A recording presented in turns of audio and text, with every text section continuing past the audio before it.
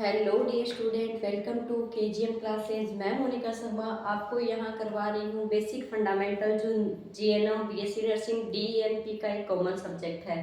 इसमें हमने एक यूनिट कंप्लीट कर ली थी, दूसरी यूनिट स्टार्ट करी थी। दूसरी यूनिट का ये टॉपिक है हॉस्पिटल ऑर्गेनाइजेशन। इससे पहले अपने हेल्थ केयर एजेंसी के बारे में पढ़ा था। हेल्थ केयर एजेंसी के अंदर कौन आता है? हॉस्पिटल आता है। तो हॉस्पिटल ऑर्गेनाइजेशन के बारे में पढ़ेंगे। हॉस्पिटल तो आप जानते ही हो, हॉस्पिटल होता है। ऑर्गेनाइजेशन का मतलब होता है व्यवस्था, कि हॉस्पिटल में व्यवस्था। हॉस्पिटल में किस चीज की व्यवस्था होगी? हॉस्पिटल में जैसे डॉक्टर हो गया, नर्सिंग स्टाफ अरेंज करना हो गया, या फिर अदर कोई भी स्टाफ है जैसे हाउसकीपिंग स्टाफ हो गया, है ना, साफ सफाई वाले कर्मचारी हो गए, आईसीयू का स्टाफ हो गया, ओटी का स्टाफ हो गया, आई डिपार्टमेंट का स्टाफ हो गया। ऐसे करके बहुत सारे डिपार्टमेंट मिलकर, बहुत सारे डिपार्टमेंट की एक टीम होती है जिसके बदौलत एक अच्छा हॉस्पिटल अपने क्रिएट कर सकते हैं। तो उसे क्या कहते हैं? हॉस्पिटल ऑर्गेनाइजेशन की। हॉस्पिटल की ऑर्गेनाइजेशन के अंदर बहुत सारी टीम होती है, एक अलग अलग डिपार्टमेंट की, जो मिलकर क्या करती है? एक बढ़िया, एक अच्छी क्वालिटी के हॉस्पिटल को क्या करती है? डेवलप करती है। तो हॉस्पिटल ऑर्गेनाइजेशन आप सीधा सीधा समझो कि जैसे स्कूल या कॉलेज के अंदर एक प्रिंसिपल होता है। एक प्रिंसिपल के अंदर में देखो कितना स्टाफ होता है। अब स्टाफ में भी कोई हिंदी का स्टाफ है, कोई इंग्लिश का स्टाफ है, कोई मैथ का स्टाफ है, कोई संस्कृत का स्टाफ है, अलग अलग तरीके के स्टाफ है। फिर उसमें भी सफाई कर्मचारी भी होते हैं, जैसे चाय वाले भी होते हैं, और भी बहुत फर्दर तरीके के क्या होते हैं? पियोन होते हैं जैसे, है ना। तो इस तरीके से क्या एलडीसी वगैरह काफी सारे स्टाफ मिलके क्या करते हैं? एक स्कूल की व्यवस्था को या एक स्कूल को ऑर्गेनाइज करते हैं। वैसे ही अपने मेडिकल हेल्थ केयर के अंदर क्या है? अगर अपने को हॉस्पिटल क्रिएट करना है या हॉस्पिटल को ऑर्गेनाइज करना है तो डॉक्टर, नर्सिंग स्टाफ, तो जैसे अब नर्सिंग सुपरिटेंडेंट भी चाहिए अपने को अलग से, आईसीयू का अलग से स्टाफ चाहिए, एनआईसीयू का जो छोटे बच्चों का इश्यू होता है उसका अलग से स्टाफ चाहिए, ओटी के लिए अपने को अलग से स्टाफ चाहिए, है ना, लैब के लिए अलग से स्टाफ चाहिए, एक्सरे के लिए अलग से। ऐसे बहुत सारे डिपार्टमेंट होते हैं। रिसेप्शन के लिए अलग से स्टाफ चाहिए। तो ऐसे करके बहुत सारे डिपार्टमेंट होते हैं जो मिलकर एक वेल क्या करते हैं? हॉस्पिटल को ऑर्गेनाइज करते हैं। अब देखो कि किसी के बिना भी ये भी नहीं होता कि कोई एक व्यक्ति या डॉक्टर या नर्स ही हॉस्पिटल चलाते हैं, नहीं।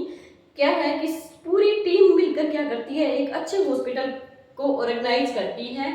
जैसे ये तो नहीं है ना कि प्रिंसिपल सर अकेले स्कूल चला सकते हैं, नहीं, पूरा स्टाफ है, उसमें हर एक स्टाफ की उतनी ही भूमिका होती है जितनी प्रिंसिपल सर की है। तो वैसे ही अपने हॉस्पिटल के अंदर ये नहीं है कि डॉक्टर अकेला हॉस्पिटल चलाएगा। डॉक्टर के साथ जितनी भी टीम है वो पूरी की पूरी वेल ऑर्गेनाइज काम करेगी, तब जाकर एक स्कूल क्या चलेगा? अच्छा चलेगा। अब जैसे प्रिंसिपल के बिना कोई स्टाफ टाइम पे नहीं आता, टाइम से पीरियड नहीं लेता, या फिर काम ढंग से नहीं करता। वैसे ही हॉस्पिटल के अंदर एक टीम होती है, पूरा क्या होता है? एक टीम होती है जो प्रॉपर तरीके से क्या है? स्टाफ का सिलेक्शन करना, उनका टाइम, उनके ड्यूटी टाइम शेड्यूल करना, उनके अटेंडेंस लेना, या हॉस्पिटल में जो भी मेजर माइनर चेंज होने हैं उनका डिसीजन लेना, वो क्या करती है? एक टीम करती है जो हॉस्पिटल ऑर्गेनाइजेशन टीम के अंडर में आता है। अगर ये क्वेश्चन आपके पेपर में आ जाए तो आपको कैसे लिखना है? देखो कि हॉस्पिटल ऑर्गेनाइजेशन से तात्पर्य हॉस्पिटल के विभिन्न डिपार्टमेंट्स जैसे doctor, nurse, technician, medical equipment and other resources को इस प्रकार व्यवस्थित करना कि प्रत्येक पेशेंट को टाइम पर इफेक्टिव एंड क्वालिटी युक्त नर्सिंग केयर प्रोवाइड करवाई जा सके। सॉरी, इसका मतलब है कि हॉस्पिटल ऑर्गेनाइजेशन का मतलब है, ऑर्गेनाइजेशन का मतलब व्यवस्था। हॉस्पिटल ऑर्गेनाइजेशन का मतलब है कि हॉस्पिटल के विभिन्न डिपार्टमेंट जिसमें डॉक्टर भी आएगा, नर्स भी आएगी, टेक्नीशियन भी आएगा, मेडिकल वाले भी आएंगे, और इक्विपमेंट्स वगैरह सबका क्या है कि एक व्यवस्थित तरीके से क्या करवा देना?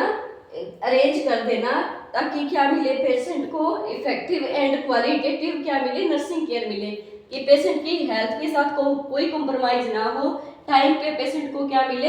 इलाज मिले। या अपने यूं मान सकते हैं कि ये तो डेफिनेशन वो डेफिनेशन है जो ऑथेंटिक डेफिनेशन है, या फिर आप ऐसे लिख सकते हो इंट्रोडक्शन के अंदर कि हॉस्पिटल के सभी डिपार्टमेंट का सुव्यवस्थित तरीके से कॉम्बिनेशन ही क्या कहलाता है, हॉस्पिटल ऑर्गेनाइजेशन कहलाता है।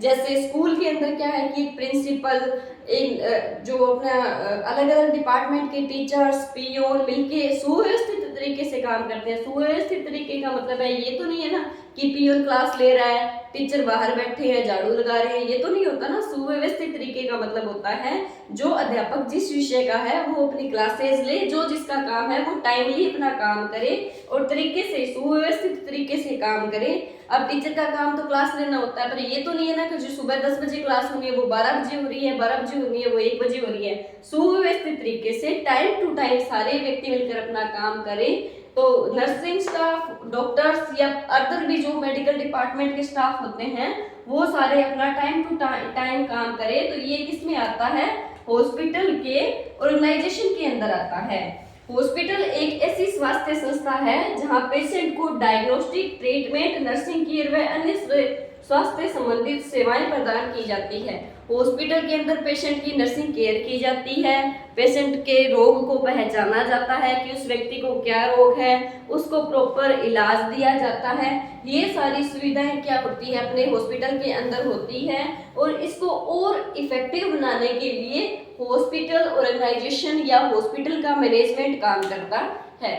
हॉस्पिटल के ऑर्गेनाइजेशन के अंदर टीम होती है पूरी, जिसमें कई सारे व्यक्ति क्या करते हैं, भागीदारी निभाते हैं, जिनका मुख्य काम होता है हॉस्पिटल के बजट को देखना, हॉस्पिटल में सारी सुविधाओं को देखना कि कौन सी सुविधा अपने को अब जरूरत है या हॉस्पिटल में क्या कमी है, नए स्टाफ का कब सिलेक्शन करना है, कौन सा स्टाफ कहाँ ड्यूटी करेगा, कौन सा चैम्बर कहाँ होना चाहिए, रिसेप्शन पे कौन स्टाफ रहेगा, आईसीयू में कौन स्टाफ रहेगा या फिर अदर नर्सिंग वार्ड के अंदर कौन स्टाफ रहेगा। उन पे क्या होती है, पूरी जिम्मेवारी होती है कि आप इसको वेल मैनेज करो या मैनेजमेंट समझ लो। अब देखो आगे हॉस्पिटल के ऑर्गेनाइजेशन के अंदर क्या लिखना है। देखो किसी भी हॉस्पिटल की सफलता उसके ऑर्गेनाइजेशन पर डिपेंड करती है। ऑर्गेनाइजेशन पर ही डिपेंड करेगी ना। जैसे किसी भी स्कूल की या किसी की, अब जैसे घर पे लगा दो, अपने अपने घर की जो सफलता है वो किस पे डिपेंड करती है कि अपने जैसे दादाजी के पास या जो भी अपने घर का बड़ा होता है उसके पास अपने घर की बागडोर होती है, वो ही अपने पूरे घर को मैनेज करते हैं। अगर वो ही नहीं है, किसी का कंट्रोल ही नहीं है, तो अगर विदाउट कंट्रोल तो क्या है, अपने किसी भी चीज़ को ढंग से ऑर्गेनाइज नहीं कर सकते। तो वैसे ही अगर हॉस्पिटल का ऑर्गेनाइजेशन नहीं है तो वो हॉस्पिटल एक गुड क्वालिटी का हॉस्पिटल नहीं मान सकते, या फिर मरीज को वहाँ पे क्या है प्रॉपर सारी सुविधाएं नहीं मिल सकती। आयुर्वेद क्या कहता है हॉस्पिटल ऑर्गेनाइजेशन के बारे में या हॉस्पिटल्स के बारे में। आयुर्वेद के अनुसार चिकित्सा का मुख्य उद्देश्य स्वास्थ्य रक्षणम एवं अतुर्य विकारम प्रशमानम। इसका मतलब है कि स्वास्थ्य से संबंधित जितनी भी टेक्निक्स है उनके माध्यम से पेशेंट की रक्षा करना। और अतुर्य विकारम का मतलब क्या होता है, नर्सिंग केयर के माध्यम से दूसरे लोगों की मदद करना। इसीलिए आयुर्वेदिक हॉस्पिटलों में न केवल दवाइयों पे ध्यान दिया जाता है, मरीज की क्या दी जाती है, थेरेपी पे और मानसिक संतुलन पे क्या किया जाता है, ध्यान किया जाता है। अभी तो एलोपैथी विभाग से ज्यादा आयुर्वेद का क्या आ गया है, क्रेज आ गया है, या आयुर्वेद बहुत ज्यादा डेवलप हो रहा है धीरे धीरे, है ना। अब अपने देखेंगे कि इसकी हॉस्पिटल ऑर्गेनाइजेशन की नीड क्यों पड़ी है ना, नीड या क्यों आवश्यकता पड़ी, हॉस्पिटल ऑर्गेनाइजेशन की आवश्यकता क्यों पड़ी। अब देखो भाई, किसी भी संस्था में या अपने घर पे या संस्था में लगा लो ना, किसी भी संस्था में प्रिंसिपल की आवश्यकता क्यों पड़ी। विदाउट प्रिंसिपल भी तो काम चल सकता है ना। क्यों पड़ी, ताकि प्रत्येक स्टाफ क्या रहे, तो निगरानी में रहे, और निगरानी में रहे और साथ में टाइम पे आए, टाइम से अपनी ड्यूटी करे, कि कौन स्टाफ ड्यूटी नहीं कर रहा, कौन स्टाफ ड्यूटी कर रहा है, इन सब का लेखा जोखा कौन रखता है, प्रिंसिपल रखता है। वैसे ही हॉस्पिटल ऑर्गेनाइजेशन की एक टीम होती है जो हॉस्पिटल के अंदर हो रही सारी गतिविधियों का क्या करती है, ध्यान रखती है, और समय समय पे जहाँ पे बदलाव की आवश्यकता होती है वहाँ पे बदलाव करती है। तो हॉस्पिटल की व्यवस्था अच्छी रहे इसलिए इस टीम का निर्माण किया जाता है, मरीजों को उचित और ढंग से इलाज मिले इसलिए इस टीम का ऑर्गेनाइजेशन किया जाता है, और सारी प्रॉपर सुविधाएं मरीज को मिले इसलिए इस टीम का ऑर्गेनाइजेशन किया जाता है। और जितने भी डिपार्टमेंट हैं उनमें क्या कमी है, क्या चीज़ नई आई है, किस चीज़ की कमी है, इन सभी का हिसाब किताब या मेंटेनेंस रहे, इसलिए एक ऑर्गेनाइजेशन टीम की आवश्यकता होती है। ऑर्गेनाइजेशन टीम आप छोटे लेवल पे हर जगह देखते हो, जैसे अपने घर पे भी एक व्यक्ति ऐसा होता है जो अपने पूरे घर को ऑर्गेनाइज करता है, ऑर्गेनाइज करने वाला व्यवस्था ही करता है कि किस चीज़ की कमी है, कब लेके आना है। तो ये तो नहीं है ना कि एक व्यक्ति घर चलाता है, नहीं, पूरी क्या होती है, टीम होती है घर वालों की, तब चल के अपना एक परिवार चल पाता है।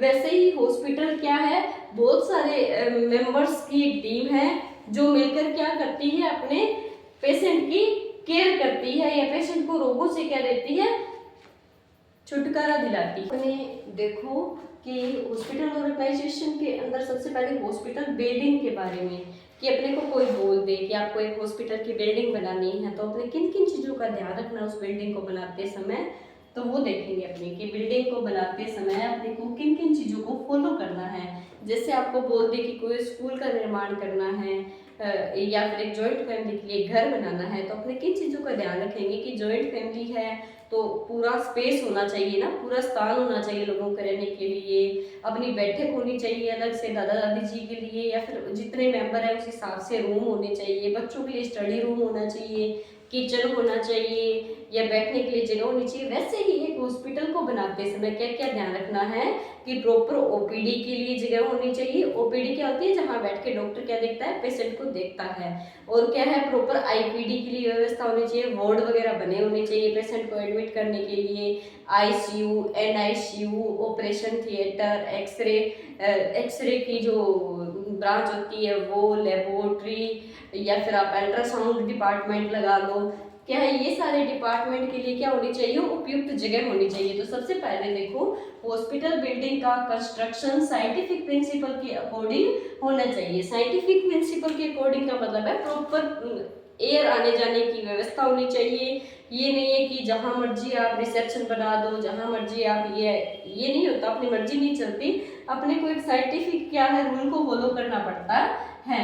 अब आगे देखो, दोनों पॉइंट में आप कैसे लिखोगे, हॉस्पिटल बिल्डिंग में proper ventilation, sufficient light, clean drinking water, department की अलग अलग अरेंजमेंट। कहने का मतलब है प्रॉपर तो हवा आने की और जाने निकलने की व्यवस्था होनी चाहिए, सफिशिएंट लाइट, प्रॉपर लाइटिंग की व्यवस्था होनी चाहिए, और क्या होना चाहिए, साफ सुथरा पेयजल, पानी पीने के लिए साफ सुथरा पानी होना चाहिए। और जैसे अलग अलग डिपार्टमेंट जितने आपने डॉक्टर ला रखे हैं उस हिसाब से आपको क्या करना पड़ेगा, अलग अलग डिपार्टमेंट बनाना पड़ेगा। जैसे सॉरी, आई डिपार्टमेंट है वो अलग से होता है, जहाँ पे क्या है, आपकी आंखों की जांच होती है, आपके चश्मा बनाए जाते हैं, आपको आंखों से रिलेटेड दवाई दी जाती है। एक होता है जनरल मेडिसिन विभाग, जहाँ आप डॉक्टर को अपने रोग के बारे में बताते हो, वो आपको मेडिसिन देते हैं। एक होता है सर्जरी डिपार्टमेंट, या जिसको अपने ओटी बोलते हैं, वहाँ ऑपरेशन होते हैं। एक होता है जैसे अपने डिलीवरी डिपार्टमेंट, जिनको अपने क्या बोलते हैं, लेबर रूम बोलते हैं, तो जहाँ अपने बच्चों का जन्म होता है ना, बर्थ होता है बच्चों का। तो वैसे क्या है, प्रत्येक डिपार्टमेंट की क्या है, अलग अलग जगह पे अरेंजमेंट होनी चाहिए। इन सभी डिपार्टमेंट को अरेंज करते समय इनके अलग अलग जो डिपार्टमेंट की डिमांड होती है उसके हिसाब से अरेंज करना होता है। जैसे आईसीयू को अपने ज़्यादा शोर वाली जगह नहीं कर सकते, है ना, लेबर रूम को अपने ज़्यादा भीड़ वाली जगह नहीं कर सकते, तो इनके क्या है, अलग अलग क्या है रूल्स होते हैं, तो उस हिसाब से अपने क्या है बिल्डिंग को बनाना पड़ता है।